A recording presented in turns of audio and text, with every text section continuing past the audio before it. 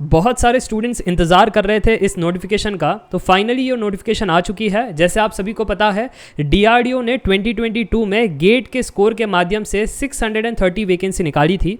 वैसे ही यहाँ पर अब इन्होंने 2023 के लिए भी बता दिया है। यस, ये ऑफिशियल वेबसाइट है डीआरडीओ का, जहाँ पर आप देख सकते हो recruitment of valid GATE score for direct recruitment of scientist B in DRDO. अगर आप इस पर क्लिक करते हो तो ये शॉर्ट नोटिफिकेशन आपके सामने आ जाती है, जहाँ पर क्लियरली उन्होंने यहाँ पर इंडिकेशन दिया है फॉर द ईयर ऑफ 2023। ठीक है, डिटेल में नोटिफिकेशन निकालेंगे, कितनी नंबर ऑफ वैकेंसी होगी, क्या होगा रिक्वायरमेंट क्राइटेरिया। साइंटिस्ट बी की वैकेंसी रहती है, ठीक है, डीआरडीओ में अच्छी सैलरी प्रोवाइड की जाती है, 88,000 ये आपकी ग्रॉस सीटीसी रहती है per month at the time of joining. ठीक है, और जो बाकी सारी बातें हैं उस पर अगर डिटेल चर्चा करनी है तो डिटेल चर्चा कर लेते हैं with the help of 2022 PDF. ठीक है, क्या आप एक्सपेक्ट कर सकते हो इन 2023?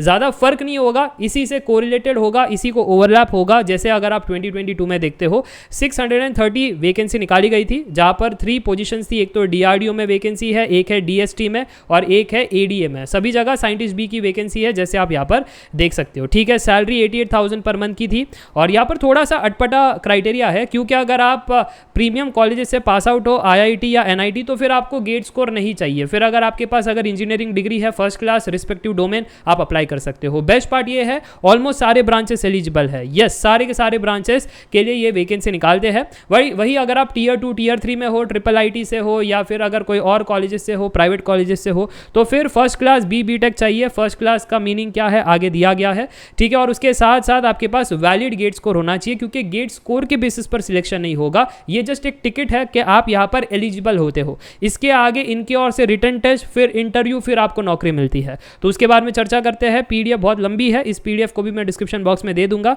ताकि 2022 का आपको आइडिया लगे कि कितनी क्या वैकेंसी थी और क्या क्या सिलेक्शन क्राइटेरिया रखा गया था। ठीक है, 60% is your first class division. ठीक है, यानी अगर आप सीजीपीए में कन्वर्ट करना चाहो तो 6.75 सीजीपीए आउट ऑफ 10। बाकी परसेंटेज में अगर आपका कॉलेज रखता है तो 60% इनफ है फॉर दी जनरल कैटेगरीज। और यहाँ पर आप देख सकते हो एज रिलैक्सेशन सिर्फ और सिर्फ स्पेशल कैटेगरीज को मिलता है, जैसे ओबीसी एंड एससी एसटी और पीडब्ल्यूडी एक्स सर्विसमैन कैंडिडेट्स को यहाँ पर मिल जाता है। वही अगर जनरल के लिए बात करें, ईडब्ल्यूएस के लिए बात करें, तो डीआरडीओ में 28 अपर एज लिमिट है, डीएसटी में 35, एडीए में 30। ये जो है ये सब्सिडरी है डीआरडीओ की, तो ये उसके अंडर ही आती है। ठीक है, तो 28 ईयर्स अपर एज लिमिट रखा गया है। और अगर सिलेक्शन प्रोसेस के बारे में बात करें तो रिटन टेस्ट होगा, रिटन टेस्ट के बाद पर्सनल इंटरव्यू होगा। वेटेज 80% रिटन टेस्ट है, 20% पर्सनल इंटरव्यू है।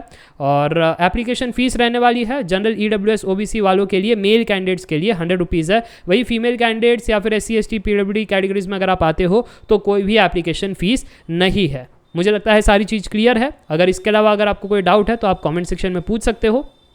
मेरा काम था आपको 2023 के लिए क्या क्या एलिजिबिलिटी क्राइटेरिया है, सिर्फ गेट का स्कोर नहीं है, उसके साथ साथ age limit, selection process, degree, branches, सभी मैंने आपको आइडिया दे दिया है। तो अच्छे से प्रिपेयर करो गेट 2023 के लिए। बहुत बढ़िया अपॉर्चुनिटीज़ आ रही है, ऑलमोस्ट सारे पीएसयूज पार्टिसिपेट कर रहे हैं, जो आज से 1-2 साल पहले नहीं होता था, क्योंकि लॉकडाउन और कोरोना पैंडमिक की वजह से थोड़े से इशूज़ आ गए थे रिक्रूटमेंट में। तो अभी सारे इशूज सॉल्व हो रहे हैं as the years are passing. तो आपके लिए बढ़िया अपॉर्चुनिटी है। और अगर आप प्रिपेयर कर रहे हो गेट एग्जाम के लिए तो ऐप की लिंक्स डिस्क्रिप्शन बॉक्स में है, आप मैथमेटिक्स एंड एप्टीट्यूड वहाँ से पढ़ सकते हो। ठीक है, मिलते हैं नेक्स्ट वीडियो में। Up till then take care, bye bye for now, see या।